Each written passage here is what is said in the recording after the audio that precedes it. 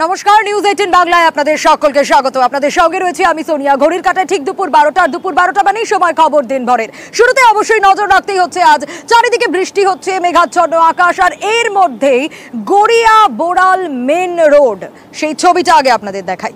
কি পরিস্থিতি সেখানে, এখনো কিন্তু বর্ষার বৃষ্টি লাগাতার সেটা হয়নি, তাতেই এই রাস্তার কিরকম অবস্থা দেখুন। আর রাস্তার যদি এখনই এই অবস্থা হয় তাহলে এরপর কি হবে? স্বাভাবিকভাবেই দুর্ভোগ পোহাতে হচ্ছে সেখানকার মানুষজনকে। একেবারে বাজার থেকে মেট্রো স্টেশনের 500 মিটার রাস্তা নাভিশ্বাস। কি বলছেন সেখানকার মানুষজন, শুনুন। এটা অনেক 2 বছর চলে হচ্ছে,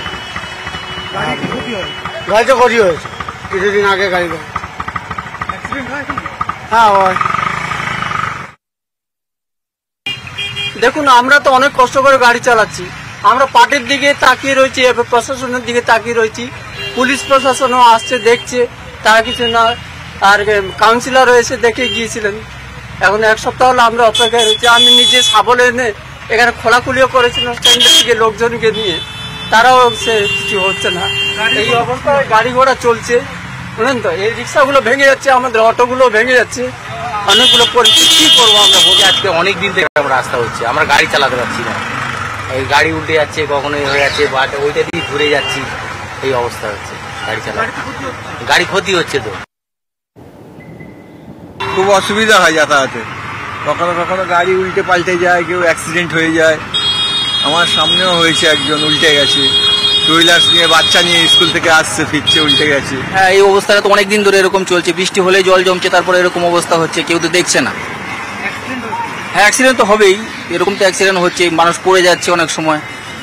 তো এরকম ভাবে রাস্তা চললে তাহলে কি করে হবে যদি মিউনিসিপ্যালিটি না দেখে?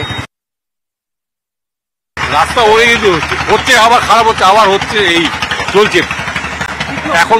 খুবই অসুবিধা আমাদের। আমরা দোকানদার, আমরা এখানে খুবই অসুবিধা আমাদের। এখানে ব্যবসা করতে কিছু করা যাচ্ছে না, এরকম অবস্থা। এখানে রাস্তার ড্রেন একদম বৃষ্টি হলে হাঁটু সমান জল জমে যায়। কলকাতার মতো এরকম একটা রাস্তা যে ভাবাই যায় না। গাড়ি রিক্সা উল্টে যাচ্ছে, পড়ে যাচ্ছে, গাড়ি পড়ে যাচ্ছে, প্যাসেঞ্জারের হাত পা ভেঙে যাচ্ছে। ভাবাই যায় না যে এরকম কলকাতার মতো, সোনারপুর, রাজপুরের মতো এরকম রাস্তা ভাবাই যায় না। দীর্ঘ কয়েক মাস ধরেই পড়ে আছে এরকম রাস্তা, সারায়ও না, ঠিকই করে না। যে কোনো সময় যে কোনো দুর্ঘটনা ঘটতে পারে। শুধু তাই নয়, এলাকার মানুষজন বলছেন দুর্ঘটনা ঘটেওছে। আমি অমিতের কাছে আসবো। অমিত, কবে সুরাহা পাবে এখানকার মানুষজন? এখন তো বর্ষা সেভাবে আসেইনি, এরপর তো আরো বৃষ্টি বাকি রয়েছে। স্থানীয় প্রশাসন কি বলছে? দেখো, এখনো বর্ষা আসেনি, পুরোপুরি আসেনি, মাঝে মাঝে বৃষ্টি হচ্ছে, কিন্তু তার মধ্যেই গড়িয়া বোড়াল মেন রোডের যে ছবি আমাদের ক্যামেরাবন্দি হয়েছে তার থেকেই স্পষ্ট যে সেই জায়গাটায় খুব বিপজ্জনক অবস্থা হয়ে রয়েছে। খানাখন্দের রয়েছে, গর্ত রয়েছে, জল জমে রয়েছে, এমনকি ইট বেরিয়ে গেছে, অর্থাৎ পিচের বা বিটুমিন বা পিচের প্রলেপ কিন্তু সেই জায়গায় নেই। এবং ওই স্বাভাবিকভাবে একটা প্রশ্ন তো থেকেই যাচ্ছে যে এই রাস্তা তাহলে রক্ষণাবেক্ষণ করে কারা, কাদের দায়িত্ব সেটা?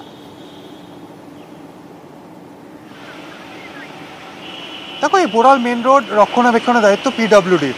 সেক্ষেত্রে স্থানীয় যিনি কাউন্সিলর রয়েছেন, অর্থাৎ এটি রাজপুর সোনারপুর পুরসভার 29 নম্বর ওয়ার্ড, সেই ওয়ার্ডের কাউন্সিলর পাপিয়া মুখোপাধ্যায়ের সঙ্গে আমরা যোগাযোগ করেছিলাম। তিনি স্পষ্ট বলেছেন যে এই রাস্তা রক্ষণাবেক্ষণের দায়িত্ব হচ্ছে পিডব্লিউডির। সেক্ষেত্রে পিডব্লিউডিকে কাছে তিনি একাধিকবার চিঠি লিখেছেন। এমনকি রাস্তা মাঝে এতটাই খারাপ হয়ে গেছিল, সেই রাস্তা সারাই করার জন্য বা মেরামতির জন্য তিনি ওয়ার্ড ফান্ডের টাকা সেখানে ব্যবহার করেছিলেন, কিন্তু সেখানে জল গড়ানোর ব্যবস্থা নেই, ড্রেনেজ সিস্টেম সেখানে নেই, এবং পিডব্লিউডিকে বারবার জানানো সত্ত্বেও সেই রাস্তাটা তৈরি হয়নি বা রাস্তাটা মেরামতি করা সম্ভব হয়নি এখনো পর্যন্ত। এই জায়গা থেকে একেবারেই অমিতের সঙ্গে থাকো। কাউন্সিলর কি বলছেন? পিডব্লিউডি কে জানানোর পরেও কিন্তু কোনো রকম কিছু হয়নি। শুনুন কাউন্সিলর কি বলছেন। বেহাল অবস্থা, যাচ্ছে তাই অবস্থা ওখানকার। আমি নিজেই তো প্রবলেম ফেস করছি, সাধারণ মানুষ যেরকম ফেস করছে এক্স্যাক্টলি আমিও তো সেভাবেই ফেস করছি। এটা আজকের নয়, যবে থেকে আমাদের পানীয় জলের কাজ হয়েছে তারপর থেকে এরকম অবস্থা।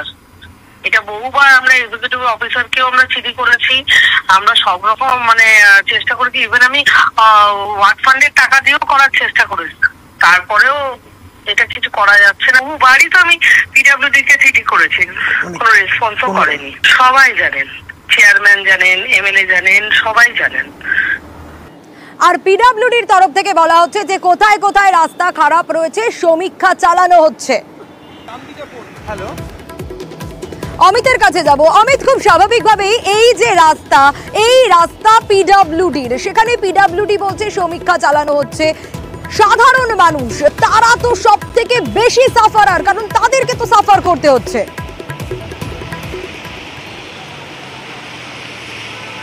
একেবারে যারা সাধারণ মানুষ রয়েছে ওই এলাকার, তারা ব্যবসায়ী রয়েছেন, এলাকার অটো চালক রয়েছেন, টোটো চালক রয়েছে এবং সাধারণ নাগরিক যারা রয়েছেন তারা বাইকে প্রতিনিয়ত ওই রাস্তাতে যাতায়াত। সেক্ষেত্রে যে ছবি ধরা পড়ছে যে কখনো পাশ কাটিয়ে যেতে হচ্ছে, যখন একসাথে দুটো তিনটে গাড়ি চলে আসছে সেখানে কিন্তু ওই গর্তের মধ্যে দিয়ে গাড়ি নিয়ে পারাপার হতে হচ্ছে বা পেরোতে হচ্ছে রাস্তা।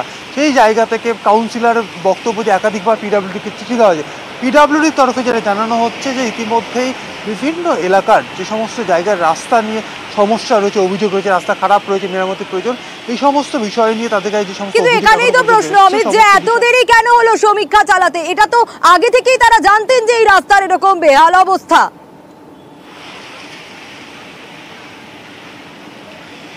তো শহর কলকাতার যদি শহরতলি ধরা হয় সেক্ষেত্রে রাজপুর, সোনারপুর এবং কলকাতা পুরসভার এক্সটেন্ডেড যে এরিয়াগুলো রয়েছে সেখানে বেশ কিছু এলাকায় কিন্তু রাস্তাঘাট রক্ষণাবেক্ষণ দায়িত্ব পিডব্লিউডি।